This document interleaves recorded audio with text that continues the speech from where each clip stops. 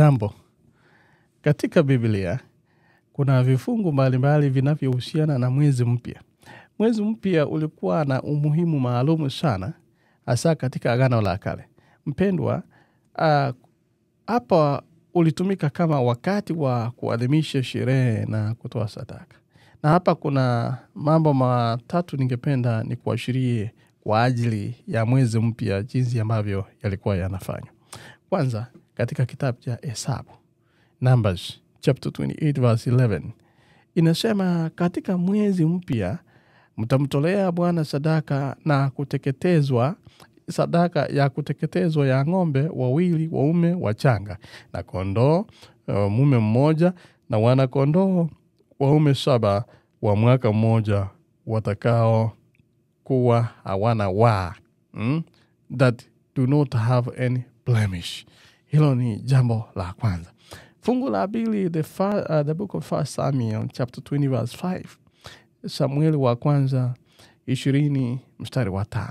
Nayo Biblia inasema kwamba Daudi akamwambia Yonathani, tazama, kesho ni mwezi mpya, nami ni lazima niketi na mfalme ale chakula. Lakini niache niende nipate kujificha mashambani hata jioni ya siku ya 3. Na kisha Isaya 66 mstari wa 23. Nayo Biblia inasema, Isaiah 66 verses 23, na itakuwa kila mwezi mpya na kila sabato wote wenye mwili watakuja kuabudu mbele zangu, asema Bwana. Kwa hivyo, ndugu mpendwa msikilizaji na mtazamaji, nasema kwamba sherehe za mwezi mpya zilikuwa sehemu ya kalenda ya kidini ya Waisraeli, na mara nyingi zilihusisha ibada maalum na sadaka. Sasa tujiangalie wakati huu. Tunafanya nini katika sherehe za kwanza mwezi mpya? Najua this is the 1st of October. Tunafanya nini? Tumejiandaa kufanya sherehe namna gani?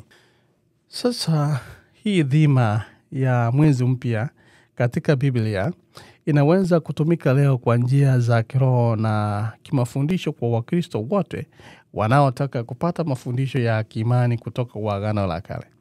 Kwa mfano, kuna jinsi dhana hii inaweza kutumika kwetu leo. Kwanza, fursa ya kuanzisha upya. What do I mean? Mwezi mpya unaweza kufasiriwa kama ishara ya mwanzo mpya au fursa ya kuanza upya kiroho. Kama vile mpendo wa Israeli walivyoanza mwezi mpya kwa sherehe na sadaka za kumkaribia Mungu, pia sisi tunaweza kutumia kila mwezi kama fursa ya kujitathmini, kuomba msamaha kwa makosa na kuanza kwa upya maisha yetu ya kiroho. Na vile vile inatufundisha juu ya umuhimu wa mabadiliko ya mara kwa mara na usafi wa kiroho. Pili, inaweza kuwa kama kumbukumbu na kuadhimisha utukufu wa Mungu. Na maanisha nini mtangazaji? Ni kusema kwamba sherehe za mwezi mpya zilikuwa nyakati za kumwabudu Mungu na kumshukuru kwa uaminifu wake. Kwa hivyo leo, ndugu mpendwa, tunaweza kutumia miezi mpya kama nyakati za kumshukuru Mungu na kwa baraka zake zilizopita na kuomba mwongozo wa siku zijazo. Inaweza kuwa kipindi cha utulivu wa kiroho na tafakari kuhusu matendo ya Mungu katika maisha yetu. 3, inaweza kujenga utaratibu wa ibada. Na maanisha nini mtazamaji? Nina mambo manne tu. La 3 ni kwamba mwezi mpya ulikuwa sehemu ya kalenda ya kidini ya Waisraeli jinsi ambavyo nimesema. Kwa hivyo, ikiwekwa kando kwa ibada na sherehe maalum, sisi leo tunaweza kujifunza umuhimu wa utaratibu wa ibada na uaminifu katika kumwabudu Mungu. Tuweze kutenga nyakati maalum kila mwezi au kila wiki ili tuweze kusaidika kuimarisha imani yetu na kujenga nidhamu ya kiroho. Na mwisho, ninapokuambia happy blessed month, nataka kusema kwamba inaweza kuwa ya umoja na ujumuiya.